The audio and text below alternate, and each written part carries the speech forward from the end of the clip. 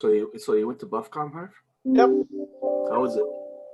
Oh, the vendors were spectacular. My God, like stuff was just so cheap. I mean, and just to give you a sense, I bought the hard to get fine malts key 100 72nd scale Tony for like $10.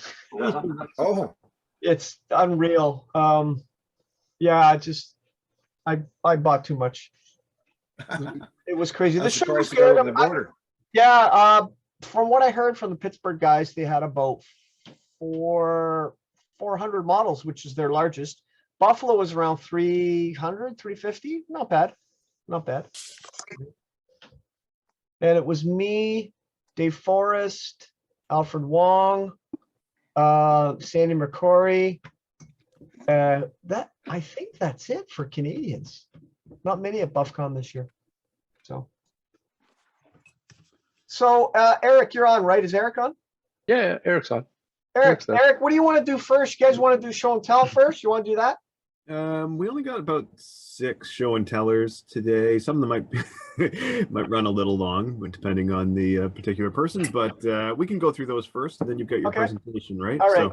So I'm going to do a presentation, just so you guys know. I hope it's not a bore to you guys, but IPMS New York, who I'm on their calls, asked myself and a fellow named Sam Tegea. He's the Japanese author who does the Osprey books on Japanese aircraft units. You know, he did one on the Val. He's done a recent one on the I think on the Jill. So they asked us to do a piece on the new Edward A6M2 and talk about A6M20. So I'm going to do that a little later. It's going to be about a half an hour. But I'll do that after the show and tell. Is Mark Norman on the call? Haven't seen him yet. No. Okay, that he's our American ambassador. Okay, all right, go for it. Before we start, yeah, one thing, sort of a technical note, because I actually tried to get in because on my iPad and whatever, trying to use the meeting ID. Okay. The meeting ID that was shared is not the same that's on the link. So if anybody's coming in with the link, they can get in. If they're trying to use the meeting ID that's written into the email, they can't. So if Dave can resend an email. Okay, thanks, Matt. Oh, okay. I had a problem too, but I just kept on typing till it worked. Yeah. Give me a second. No, because I basically was sitting, waiting to get in, and just it was weird. Anyway. Okay, thanks for that, though, Matt. Appreciate it. All right, over to you, Eric. All right, thank you very much, Harvey. Let's start off with our friend Alex today. Looks like he's an F1 car. Oh, nice. So I also did the 24-hour build at Daytona, and I picked this kit because Studio 27 1/20th scale 2002 car, and I thought, or 2000 car. I thought it'd be easy because I thought, oh, it's white, it's curbside, should be quick. Next picture. So my first mistake, then I realized that, oh, I got to add white metal parts to the body because I thought, oh, first thing I do is like prime and then paint that and it'll be quick. But then, yeah, I got derailed right away because I had to, like I said, putty and all that stuff. Next. And then while that was all being, the Bondo was drying, I figured I'll do the rear suspension. Right? So next. And then I ran into a problem when the uprights was not level with the floor pan. And normally it would go back in the box and I'd think about it, but with the deadline, it's like, good enough. Next. And then I tested the body onto the chassis, and then I had in a couple circuit locations, it was hitting. So same thing. Normally I would be like to think about it, play around with it, but here I took a pair of pliers and started bending stuff, and I took a grinder and started grinding stuff. Next. And here it is, like the body's now ready to prime, or is primed and ready for, I think the white paint on the left is gonna be ready for basically spray can black. You can see the spray can from Princess Auto. Next. All right, sorry, then next, then I had problems with the suspension because they're all white metal parts, so you had to start bending them all to make sure that all 4 wheels will hit the ground at some point. And forgot that they needed tweaking quite a bit.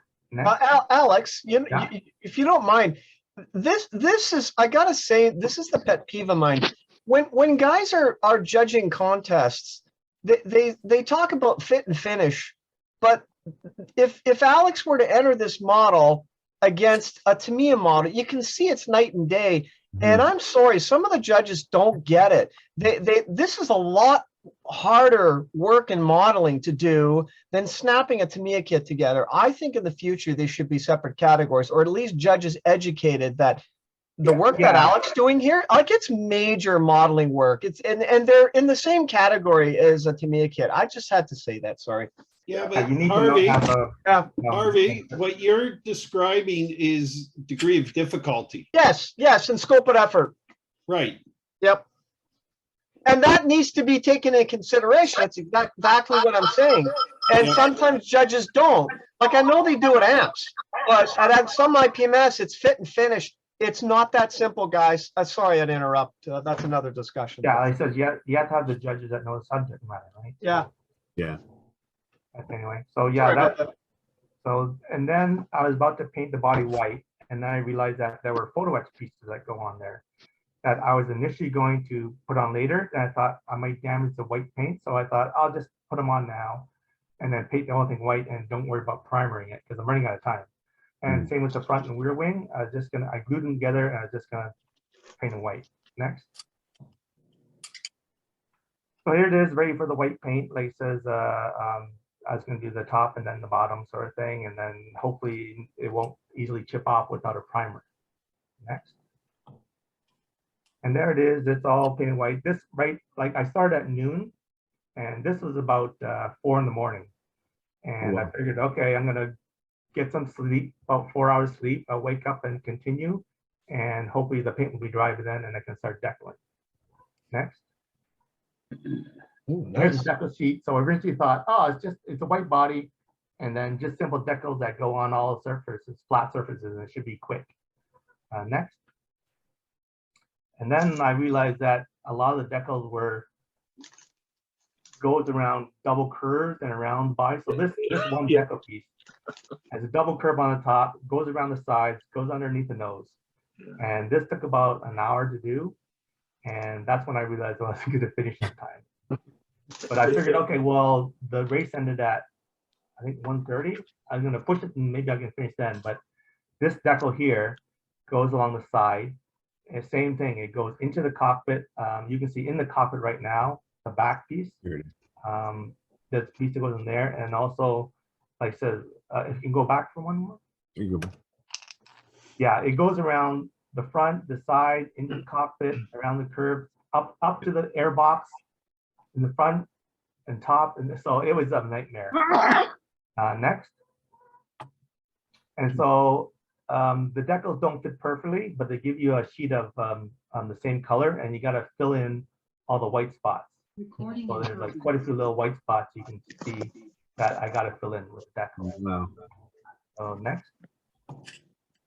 And here's, I thought this is the front and rear wings, and I thought this is what the decaling would be. Just put them on the surface and that will be it. Next. So, and that's the whole body done. I think this is, I didn't make the deadline. So this is about, I took another week to finish the whole thing. That's the body all decaled. Next. And then I had a problem with the decals on the wheels. They weren't the right curve. So I had to tweak each one to get them to fit. Next. And they're a bit better, but they're still slightly out. I did the best I could. Next. Looks a lot better. Oh, yeah. And with the second time, I figured I was just gonna spray the whole thing flat black to seal in the decals, but I like the turned parts of the aluminum wheels or the machine parts, so I figured I'll mask it and then spray paint it. And I use the circle cutter, the OFA circle cutter, to make that mask. Next. And I also put in aftermarket seat belts into the car instead of, I think that they had decals in the car. So, next. And that's the finish. The next few pictures are just a finished model. Nice. Very nice. That's fantastic. Yeah, it's great. Beautiful. Alex, Nick Saunders in Ottawa. How are you doing? Hey. Beautiful car. I'm sorry I was having some difficulty with the audio, so I may be asking you to repeat something you already said, but I'm not aware of a kit of this car, is this like a Studio 27 or Yes, you it's a- scratch built or what? Yeah, it's a Studio 27. Oh, Right. okay. Nice. So it was done Nice. for a 24-hour build. It took me a week. Okay. 24 hours. So yeah. But I was glad I did it. Like there were several areas where I ran into roadblocks, and normally that would stop me. But with the 24-hour build, it's like, okay, I'll come up there, pliers, let's start bending things till it fits, or start grinding things till it fits, right? So I think was it the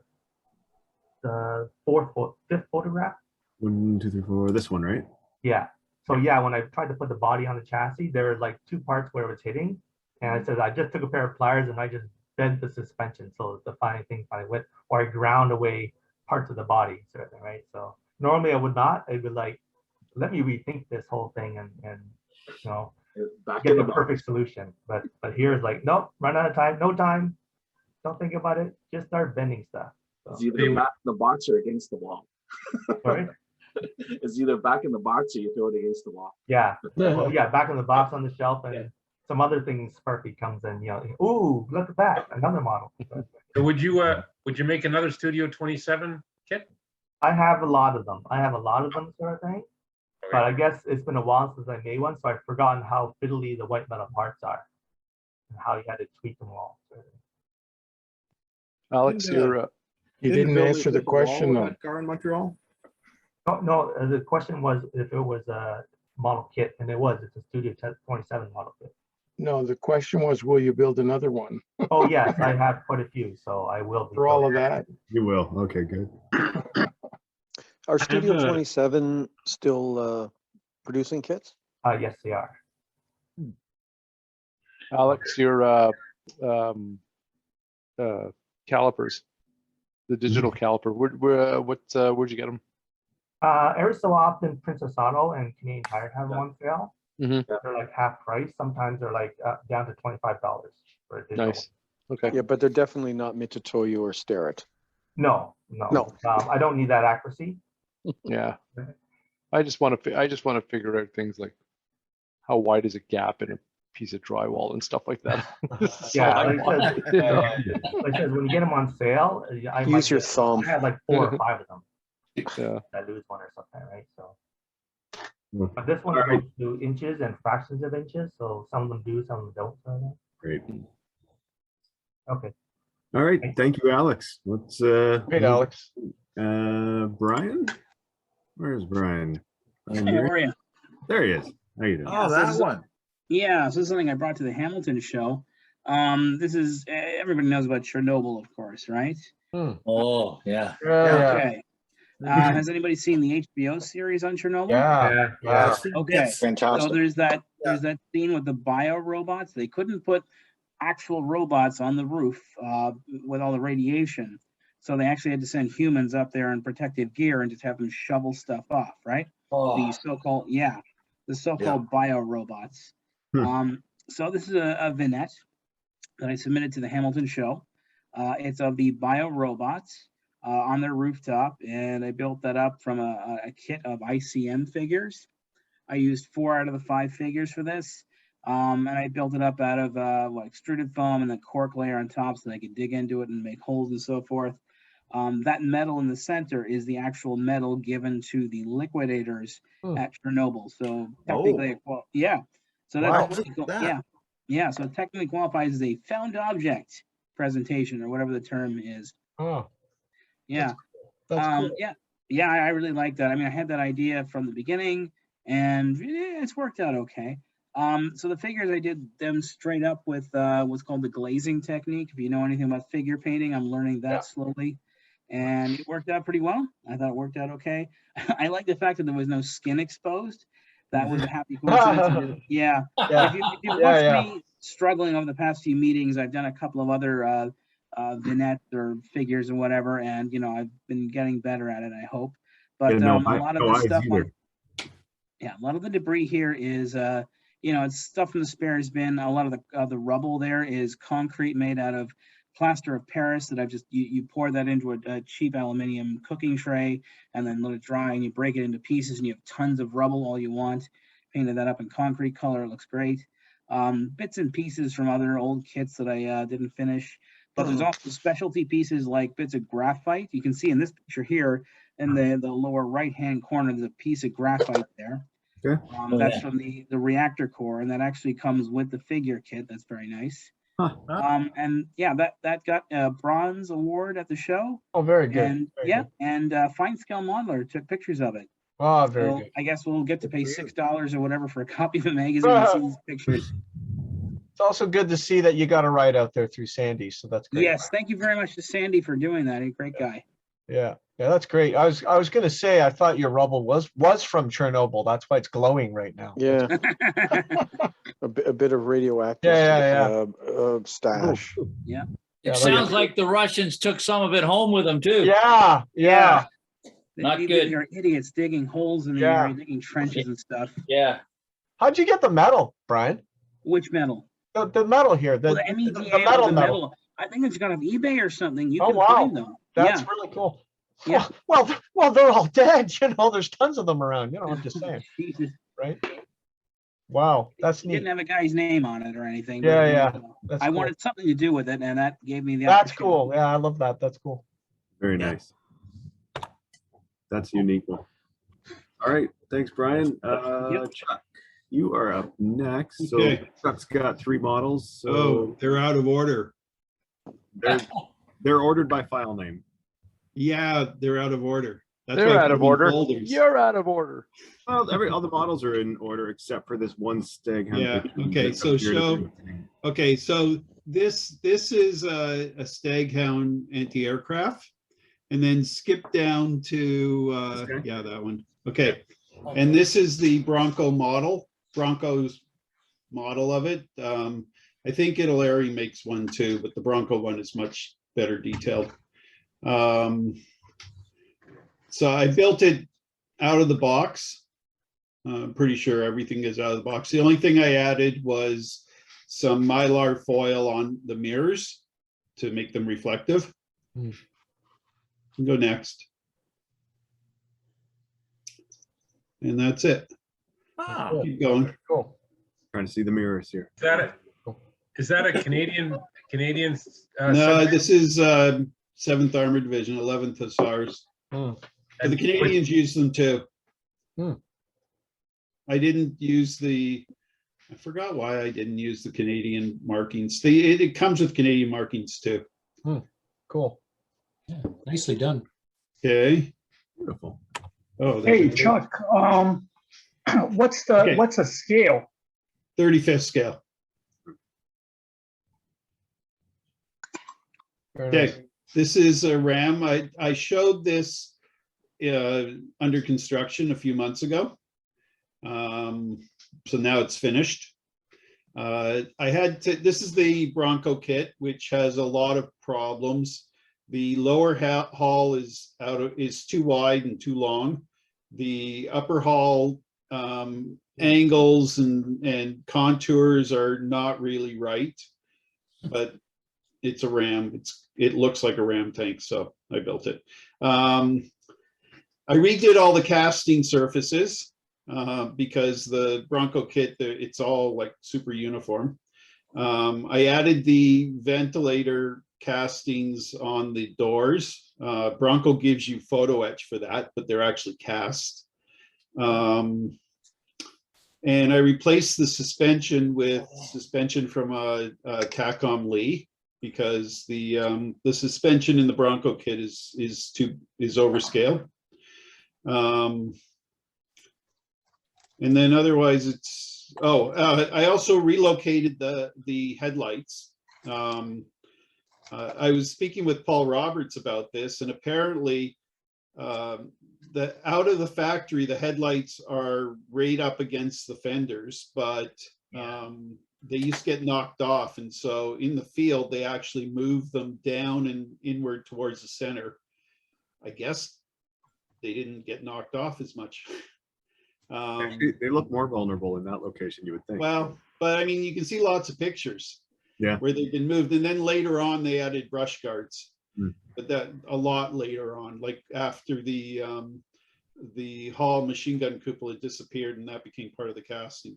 They've just found a Canadian one in the Peak District in England. Some hikers were going along, and I've just read about it this morning. And it's actually a Canadian Ram. Yeah, there's a Mark Felton. They were all production about that. Canadian Rams. No one else used them until after the war. Yeah.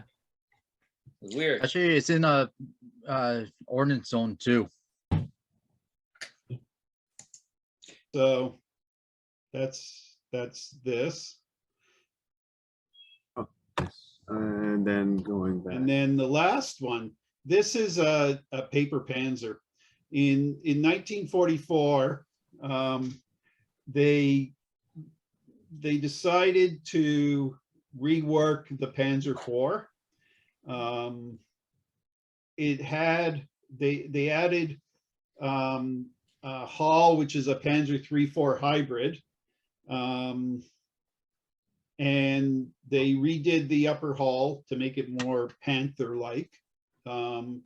And they added, they had redesigned the turret to make a simpler turret to manufacture. And so this is a Hobby Boss kit. But, and this vehicle is actually described in Panzer Tracks, in the paper Panzer Tracks, I think it's number 20. But according to Panzer Tracks, it had Scherzen and it had wider tracks than a normal Panzer IV. The Hobby Boss kit doesn't come with any Scherzen or brackets, and it has normal Panzer IV track. So I wanted to make this more like what they were planning to build. So go to the next picture. I thought about how they would add the Scherzen, and at first I thought about just using standard Panzer IV Scherzen, but it didn't make sense because the whole idea of angling the upper hull was that you didn't need the Scherzen to protect it. So I looked at a Jag Panzer IV because this hull actually became that, and how the brackets were there. The problem was the side walls of the Jag Panzer go right to the edge of the fender, whereas here they didn't. So I decided that they would have used sort of a hybrid of between the Jag Panzer and the Panzer IV. So I made a rail, I made the little triangle pieces. I mean, that all that rail and support brackets are all scratch built from plastic sheet. For the tracks, I needed single pin tracks that had dual links like a Tiger, where one link is cast with the guide horn and one link is the interconnecting link. But it had to be single pin. Tiger tracks and Panther tracks are dual pin. So I looked around and I realized that elephant tracks were like the Ferdinand elephant. So, except they were too wide. So I looked at them and I figured if I cut off the ends, which are sort of, they're like extended end connectors, then it was actually 540 millimeters to scale, which is the width of these tracks were supposed to be. So it actually worked out well. So I used those. And then the kit, even though it comes with a lot of tools, the instructions don't tell you to put any tools on it because I guess the model was supposed to be a prototype. But I wanted to make one that if they had gone into production, this is what it would have looked like. And so I added the tools. I added some tools from the spare parts kit, spare parts box, and some of the kit tools. And this is it. So I figure it looks okay. I mean, it was a fun build, fit together really well. There was only one problem at the final drive. The front hull, I think they made it a little too short. And if you mount the final drive in the locating holes, it sticks out in the front way too much. And so I ended up cutting off the tabs and readjusting it so it would fit. Very cool. Yeah, that's nicely done. I like that. There you go. That's it. All right. Thank you, Chuck. Next, Mark. There's Mark. Unmute yourself there. Hello. Hello, welcome. Thank you. Thank you. Thanks again for allowing me to join you guys tonight. This is my first time. Great. I'm welcome, Mark. I'm not in Toronto. I'm in Montreal, but that's okay. We won't hold that against you. Yeah. I'm taking advantage of the virtual format. Yeah. Bienvenue. So thank you. So yeah, so this is, I guess, a bit of a change from the previous previous model. So this is actually, you'll see my second one that I have here today is an armored vehicle. It's actually the first armored vehicle I've ever done.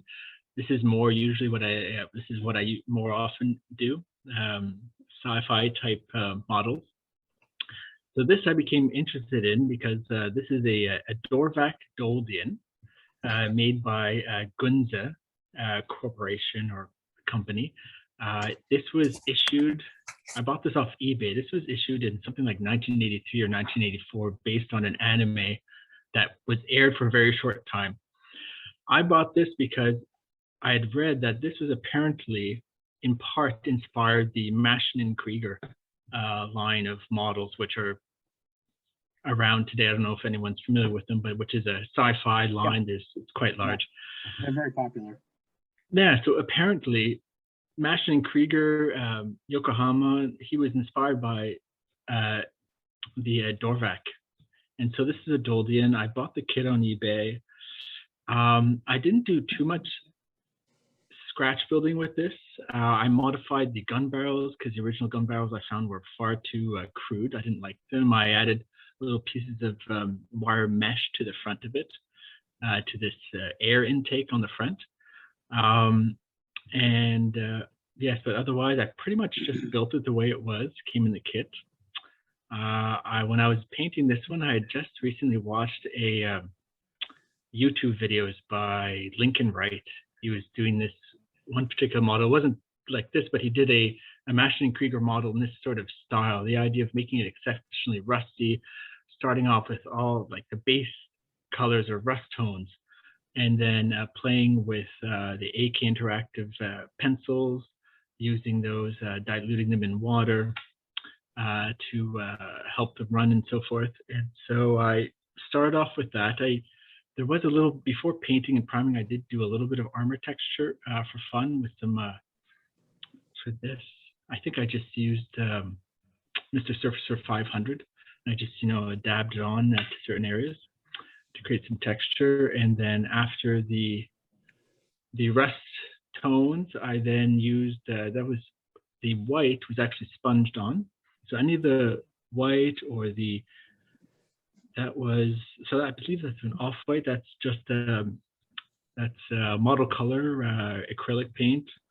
It's an off-white, and that was, I believe, the gray, I believe, is German gray. I just used a sponge to put that on. And then it was, I think I mostly used enamels for the washes, maybe a little bit of oils, some enamel for the rust, additional rust effects on top of the rust effects that I did with the AK Interactive pencils. Right. And the wet sides are actually, I stole those from not stole them, but I borrowed them from, they were left over from a Maschinen Krieger kit. Yeah. I then mounted it to a wood block that my brother cut for me. He has a wood shop, so he made some nice little wooden cubes for me out of cedar. And then I just started putting some bits and pieces on it that I thought would look nice with it, including the barrel and so forth. Really nice, Mark. Yeah. Sorry, you said that as a wooden block as a base? Yep. Okay. Yeah, piece of cedar. Piece of cedar that I primed, and then that's the next one that I primed, and then on the top it's a couple of different layers of cork, thin sheets of cork that I just glued on there. And then I definitely did use some oils, that's true. So the black sooty look that's coming from his foot towards the front, that's oils. Yeah. Oh, I really like that. Very cool. Yeah. Fantastic work. All Yeah. right. Oh, well done. Yep. Thank you. I wanted to play with Rust a lot and just go crazy with Rust. Well. So this is a totally different. So this is again, as I said before, this is my first armored vehicle, and so I'm nervous presenting this in fact in front of you guys who are so experienced. But anyways, this is a Bronco kit. I bought at a store that is now closed, Udisco in Montreal, but it was around for a while. And I remember Udisco. Yeah. Yeah, they had a going out of business sale or whatever, and I bought this on a whim. It is a Bishop mobile artillery. Technically speaking, it's not a tank, apparently. This, correct me if I'm misquoting things, but my understanding was that the British in North Africa, they were very impressed by the Germans and their mobile artillery that they had placed onto tank chassis. And so they wanted to reproduce this, and so they took a Valentine tank, so which were a large number of them were actually, I found out later, were built in Montreal. It's a Valentine chassis, and they stuck, I don't remember the gun that they stuck on it. 25-pounder. 25-pounder on it. Yes, they were used in North Africa, well, a little bit. There weren't too many of them made. A little bit in North Africa. Well, where they were used, it was in North Africa, and then a little bit in Italy, apparently. Apparently, they weren't very well regarded. Apparently, they were very slow. The angle on the gun was limited, so which affected its range, and so apparently a lot of the crews, they would ramp them up onto a little man-made, homemade ramp to increase the tilt of the angle of the gun so that they could increase their range. So everything in this, I pretty much built everything out of the kit, except there's a few little resin, like the stowage is extra stuff that I added there. And the tracks are Master Club that I add to that. So almost everything I did on this model was my first time doing it. Nice. So I'm exaggerating a bit, but like I had, yes, but a lot of the things. So here I did some armor texture again with Mr. Surfacer 500 for the around the you wouldn't call it a turret, well, the turret looking part, and then around the fenders I did some texturing, and then this is my first time after priming it, of course, airbrushing. I had just bought an airbrush, and so I used Model Air acrylic. So I learned how to do that. I used some of the that masking putty to I did everything in the lighter color, and then I used the darker color, and then I used the masking putty to put the light on top to create the camouflage effect. And then after I had clear coated it, put on my wet slides, and then clear coated again, that's when I started weathering. It was basically I did brush chipping, 2 colors with light and then the dark, German black brown, and then some rust effects, mostly with enamels, and then some oils. Oh, I did an oil dot filter. That was my first time. I think I probably did it a bit too thin in places and maybe a bit too thick in others, but I definitely learned a lot doing this. I experimented with wet blending on the stowage using, I'd used previously Vallejo's acrylic retarder, and I didn't enjoy it. And for this time, I used AK Interactives, and I found it much better. I don't know if anyone else has that same experience, but yeah. And then there you have it. Yeah, very nice. Yeah, very nice. I'm building the same tank, and it's very, very detailed. Yeah. Yeah. It looks like a KV2. It's kind of cool. Yeah. First time with an airbrush too. It's impressive. That's nicely done. Yeah. For first time doing a lot of stuff. Yeah. I mean, you're... What was the base color again? So I went by eye, and I ended up going because I was testing on spoons, and I didn't like what was, I think, a more true color. So I ended up using, is it Old White? that I use is a model air color. I think it was old white. Yeah, that's nicely done. Yeah, Nick had a question in the chat, and he was asking if this particular variant, the Bishop itself, was also built in Montreal, or was it just the chassis, and then the Brits added the gun and the surround. All the Valentines that were built in Montreal were sent to Russia, except for 10 of them, which were kept in Canada. Oh. This Valentine, or this Bishop, was based on British Valentine. Oh. So the end result would have been the Canadian Valentines had cast noses. Mm-hmm. And if you look at this, it's riveted, so you can tell. Oh, interesting. Yeah, this was definitely riveted. There you go. And I bet Russia's using them in Ukraine right now. Thanks. Too soon. Okay. Thank you very much, Mark.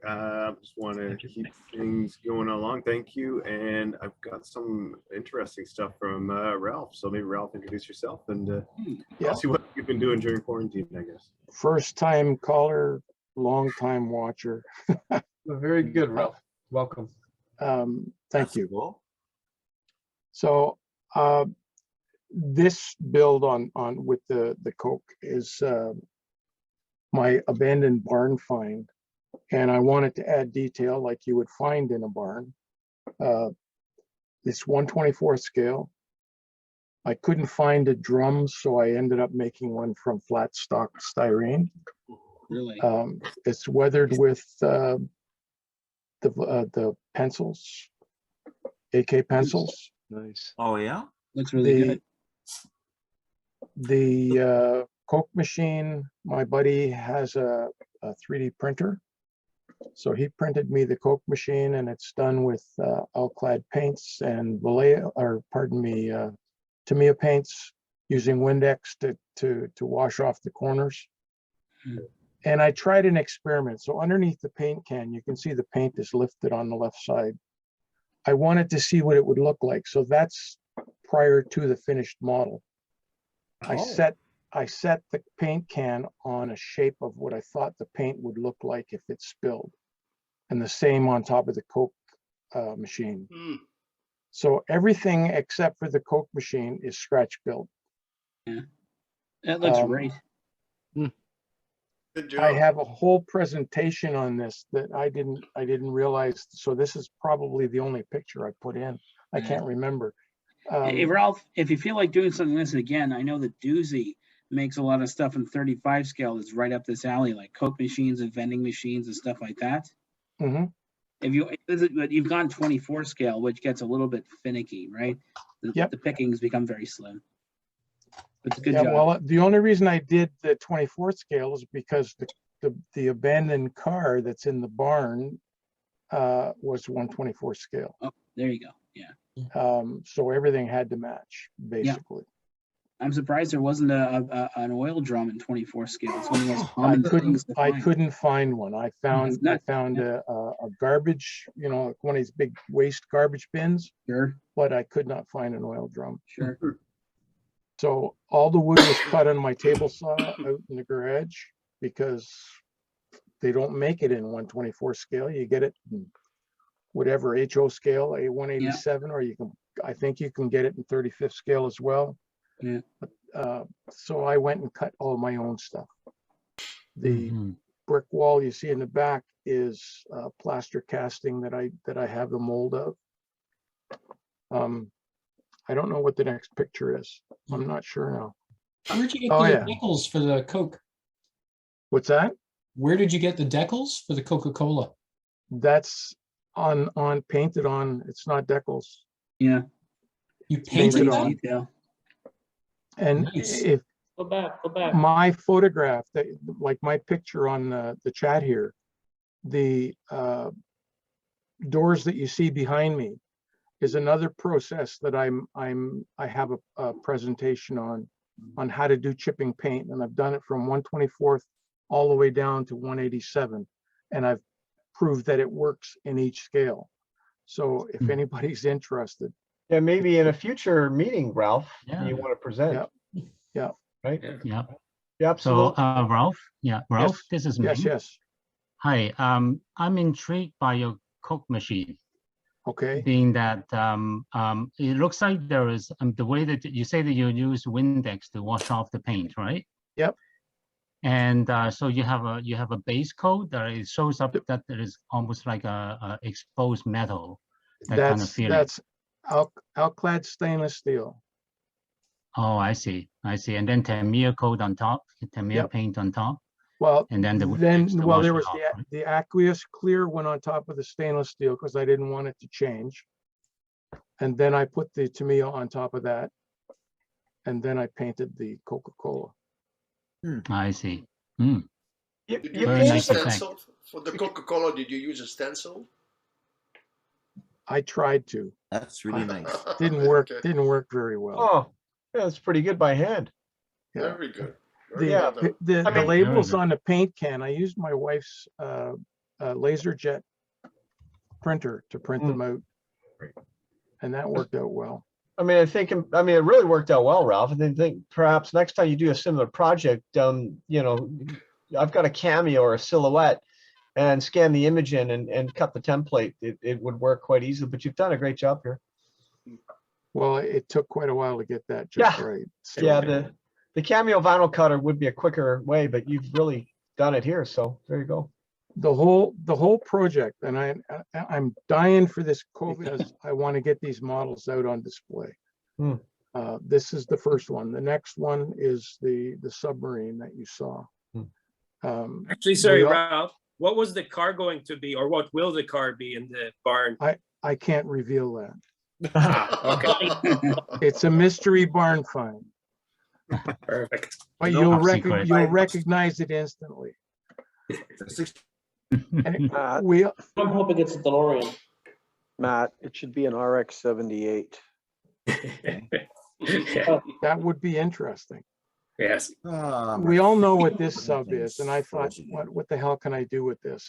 I just bought it when Dave was closing the store, and I thought, what can I do with this? So the water is actually carved out pink styrofoam, and on top of the water, I put it, I glued on watercolor paper, so that it wasn't that. You didn't see the texture of the styrofoam. You got more of a ripple effect from the watercolor paper. And then I textured it with matte medium and so on. A little bit of floss, cut ways for the, both torpedoes have been fired. I have a whole series of pictures of that too, but that's this one. Sorry, what kit is this of the submarine? Is this the Italeri Beaver by any chance? No, what the hell's it called? Oh, it's a two-man sub. Okay, yeah. I have a 35 scale kit of the Italeri Beaver. Something Hound or Hund or something like that. Oh, I know what you're talking about. Yeah. Okay. Seehund. Seehund. Seehund or something. That's it. That's ICM? it. Okay. Yeah. Exactly. ICM. Now that you mention it. Okay. I lost the box, so I once it's made, the box is gone. I don't even keep the box art. So the next one, the next picture is that's the doors behind me, and this is done with, you're not going to believe it, but wax paper and Vaseline. Oh, Vaseline. And you lay the wax paper out on a flat surface, you coat it with Vaseline. And then I used, what the hell was it? Model color. I had a turquoise, white color first. You paint it on, and of course the paint doesn't want to go because it's like water on oil. It wants to separate, which is okay, but eventually it will spread out a little bit better.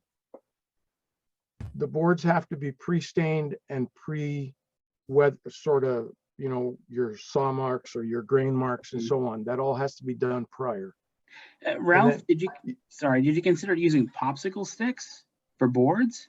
No, That's this the is all common technique it's all basswood. It's all basswood. Okay. Okay. I tried using balsa wood. I tried using popsicle sticks. Popsicle sticks are too tough. Okay. basswood works beautiful. Okay. And then you coat it with some sort of sealer, and then just dab on some gloss in certain areas. Doesn't matter where, you do it randomly, and then lay it down on top of the paint that's already dry on the wax paper. And I once I've got all the boards out, put a book on top of it, go to bed, get up the next morning and peel the boards off. And the white is the first treatment. Then I did it a second time to get the blue. And it turns, to me, it turns out great. And that's that's the outside of my barn find. Another seminar then, Ralph, for you to do on this. Oh yeah, I've got it all prepared. I did Okay. it for the National Model Railroad Association. Why don't I talk to Eric, Robert, and David, see when we can slot you in? Sure. That'd be great. Thank you. Sure, I can do that. Ralph, Yes. the NMRA X, which is, I'm assuming, the onlines that you did, right? Yes, Are these on YouTube? they are. If you go to Can you- NMRA and Dash look at the X, right? videos, you don't even have to put the X in, just NMRA. And you have to search for the names. Okay. Thanks, Ralph. You're welcome. And then the next one, I think there was another one. Oh yeah, that's part of the barn find as well. I use everything and anything I can find. The saw blade is made from blister packaging that you get from Costco. I save the acetate anytime it's flat because I can use it for windows and so on. So I made the circle. I drew in the teeth, and I sat and cut it out and painted it with Tamiya paints and a little bit of powders after that, and that's my saw blade. The fenders were fenders I had in my parts box. The rippled, what would you call it, corrugated steel paneling, it's from a cookie packaging. The blister pack of a cookie packaging. Great. And I thought, that's perfect. So there was a half dozen pieces of that.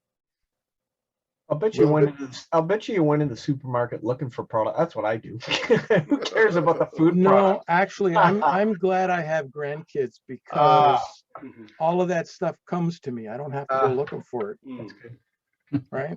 That's great. Like on the next picture, that one there, if you guys all remember, or you have any grandkids or kids around, the intake for that engine is the bottle cap off the flexible pack of yogurt that the kids drink. Oh yeah. Oh yeah. So yeah, exactly. Old. And you can get 3 or 4 different shapes of it. I don't have one handy here, but usually I do. But that's what that is. And that's all scratch built. And a buddy of mine in New Jersey printed out the figure for me, and she was standing up straight. And I had to make some adjustments, change the position of her arms, and the backhand on the luggage bag. I was trying to clear between, she's 3D printed. I was trying to clear between the fingers, and I broke the fingers off, the 2 middle fingers. But I figured, okay, well, a little bit of crazy glue, put that back on again. That went on fine.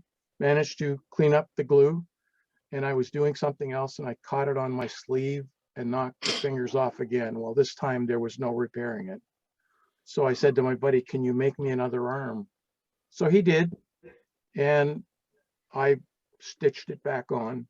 I had to cut the leg because she was standing, so I cut the leg and the hip and so on, repositioned it, used Tamiya putty and some 3D, or not 3D, polyester resin putty to create the creases in the hip there.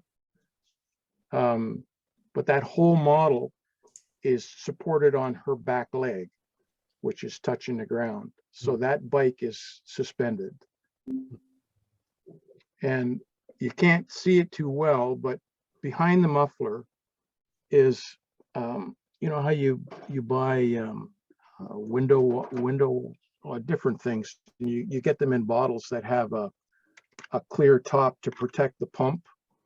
Well, that clear top ended up making the exhaust on the jet engine with a few more pieces of styrene. The wire that you see there is magnet wire. And yes, sir. In the chat, if you click on the YouTube video, is that the video for the wax paper method? Can you just tell me if, or tell us if that's the right one?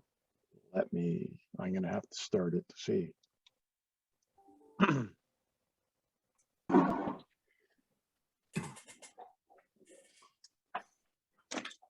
Yes, it is. Okay, folks. So the wax paper method is by el maestro. Senor Now, Renzo. I can't claim the process. I found the process on YouTube, but he did not explain it at all. There's not a word said in the whole video. And you had to watch what he was doing, and you didn't see the paints he was using. You didn't see this or that or the other. All you saw was Vaseline and him brushing it onto a piece of wax paper, and he showed a wax paper. So anyway, this one here, this was a fun build because I had never done resin figures before. So I did this one like, what's her name? I forget the girl's name. She has the different color hair. In one of the DC comic things, I think it is. Harley Quinn? Yeah, Harley Quinn, that's it. Yeah. And then the way the model came, the figure, it didn't look right. It didn't see the strap that goes between the harness of the bra. That wasn't there. That's a paper clip, or pardon me, a staple. Just to make it look right. Yeah. Okay. Very nice. All right. Well, thank you so much, Ralph. And we'll talk about doing a seminar on the wax paper. And then last one I've got today is Ted. All right. Ted, you're there. Okay. You want to walk us through yours here? Sure. Yeah, this is a special hobby 32nd scale Westland Whirlwind. I was kind of laughing to myself when Alex was talking about his 24-hour build that he couldn't get done in that time, and managed to get it done a week later. My Westland Whirlwind was part of a 6-week build that was supposed to be done on February the 14th, and it's still sort of languishing. But anyways, this is probably as fast as I've ever got anything this far along. That's a shot of the interior. That's all out of the box. It's very nicely molded. It's the left cockpit wall of the Whirlwind. I think it kind of yes, that jumps out of order here. Let me see if I can find, where do the Whirlwind pictures pick up again? Here, right? Yeah, and that's just a shot of it. I just have to put the yellow on the tips of the props, and then they're all ready to be just glued into place. But I got to get back to it. The undercarriage, which there's a shot of somewhere in there, they gave you 22 pieces per undercarriage, not including the wheels, and they're all delicate little things. So every once in a while I take a break. That's another shot. It's an overhead shot of the whole thing. The undercarriage I have been working on bit by bit while I'm laminating my stairs. That's the undercarriage. They're all the little U-shaped, elongated U-shaped things. There's about 6 pieces to those. And I still have a few pieces to glue together on it. Anyways, it's coming along slowly but surely. Great, Ted. Yeah, that's the way to do it. Break it down into a bunch of like sub kits. Can you share your technique on how you put the yellow on the propeller tips? I have no idea how I'm going to do that yet. Because we haven't gotten there. Yeah. Yeah, it's Yeah, a I'll very probably just- transparent color, so it's very hard to do. I've tried dipping them and that doesn't seem to work. And I end up having just mask them and just put a lot of that's yellow probably what down. I'll do too, is just mask them off one day when I feel like I really want to do something like that, and then just airbrush them until they get yellow. No, what you do is you bare metal it and then you spray it yellow. There you go. And then you mask Oh, it back, okay. and then you spray black on the rest. That's usually Yeah, the sounds good. Yeah, I'll try that. bit reverse. Anyways, this is it's a Spitfire Mark 9 sitting on a set of drawings, an overhead. There's a shot of I think a side view too.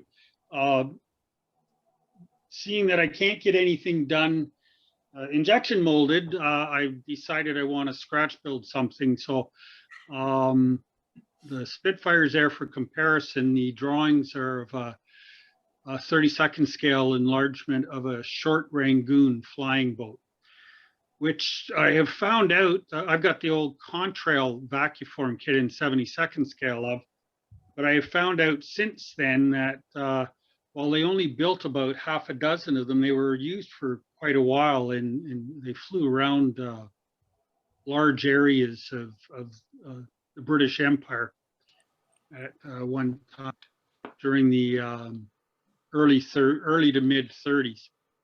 So it's in 32nd scale, the wingspan is going to be I think about 35 inches. But I like flying boats, and for some reason, this was the predecessor to the short Singapore. By the way, it flew around for a while. It's actually a little bigger than the short Singapore, but I didn't know that until I enlarged the drawings.